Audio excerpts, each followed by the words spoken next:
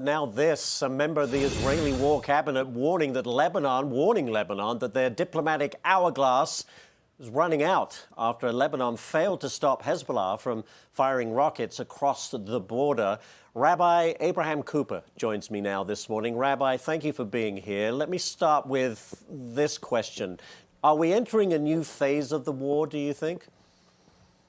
Right now it looks like it's inevitable. But while we talk about Lebanon, Lebanon is not a free agent. This is all about Iran and, of course, Hezbollah, which is, in a sense, almost a state within a state. So everything you're reporting on this morning, the sanctions, the Houthis, it's all connected. But on a practical basis, for the people who live in northern Israel and for the people who live in southern Lebanon, it's already a war. I mean, there are probably 80,000 Israelis from the north. They're now internal refugees. Whole communities have been emptied. And also, when we talk about Hezbollah, that's a real army with the cutting edge military equipment that can and will do enormous damage. So, you know, I'm only a rabbi, I'm not a prophet, but I think if this does escalate, we could be looking at the Iranian front very, very quickly. Yeah. Well, all roads lead back to Tehran for sure. Next one, Rabbi. Egypt says it is waiting for a response on a plan that they put forward to end the Israel-Hamas war. It reportedly includes 3 stages, ends with a ceasefire.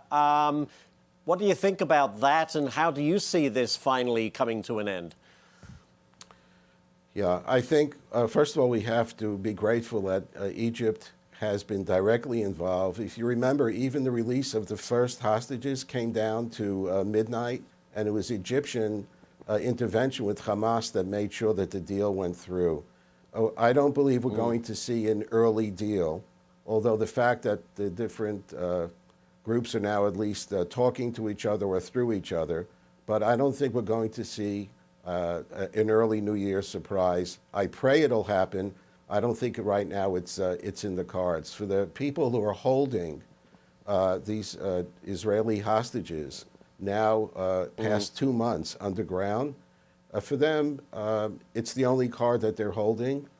Israel, unfortunately, keeps identifying hostages who've already been killed or who died, but there are probably still 100 people that are in there, and of course, Hamas knows their Jewish neighbors. They know how much Jews and Israelis revere life.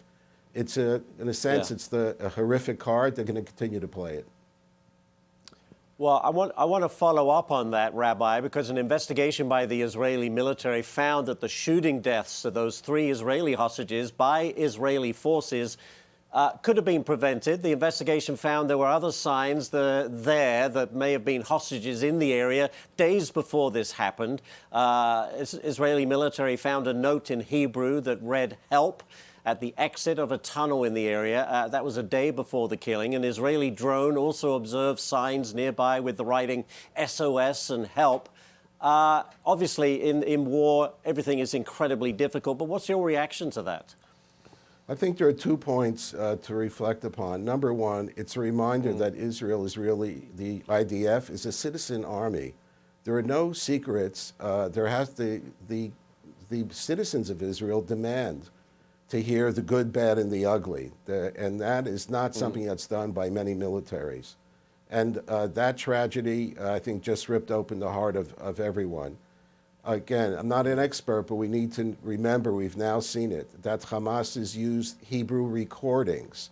They've had sounds of babies crying, of people crying help in Hebrew to try to get soldiers into a particular tunnel so that they can be ambushed. We're dealing with 2 worldviews, and one side is trying to play by the international rules, and the other side has no rules. That's exactly right. Rabbi, we'll have to leave it there, but thank you, sir, for sharing your time with us this morning.